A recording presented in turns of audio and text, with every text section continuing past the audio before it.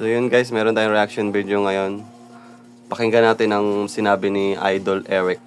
Yo, Idol Eric, naniniwala ka bang tamad ang mga Pilipino kaya hanggang ngayon mahirap pa rin tayo? Okay lang ba hawakan ko?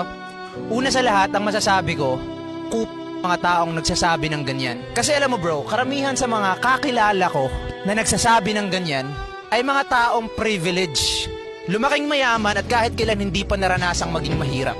Though we cannot deny the fact naman na talagang may mga Pinoy na tamad kaya hanggang ngayon mahirap pa rin.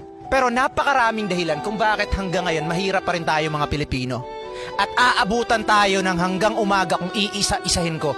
Pero bibigyan ko kayo ng isa sa pinakadahilan kung bakit hanggang ngayon mahirap pa rin tayo mga Pilipino. Isa na dyan, ang kapitalismo.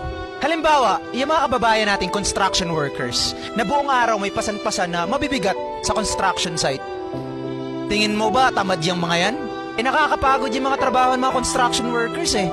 Yung mga kababayan nating food panda and grab rider na halos buong araw at buong gabi nang nag-hustle upang kumita lamang. Masasabi mo bang tamad yung mga yan? Siyempre hindi. At yung mga kababayan nating mga magsasaka na buong araw bilad sa initan, buong araw nagtatanim, masasabi mo bang tamad yung mga yan? Hindi, di ba? Pero bakit hanggang ngayon mahirap pa rin sila? Dahil sa kapitalismo.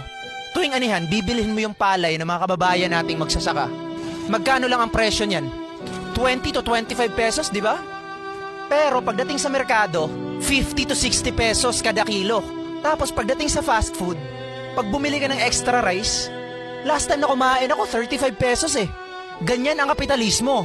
Yung mga kababayan nating nagtatrabaho sa corporation, may penalty pag late ka sa trabaho. Pero pag OT, walang bayad kasi merong hinahabol na quota. Kaya kailangan mo mag-overtime. Tapos pagdating ng 15 at 30, sobrang liit ng sweldo at kinikita, pambayad ng bills at renta, talagang walang matitira. Kaya talagang hindi ka yayaman dun, kahit magdobling kayod ka pa. Again, napakaraming posibleng dahilan kung bakit hanggang ngayon mahirap pa rin tayo.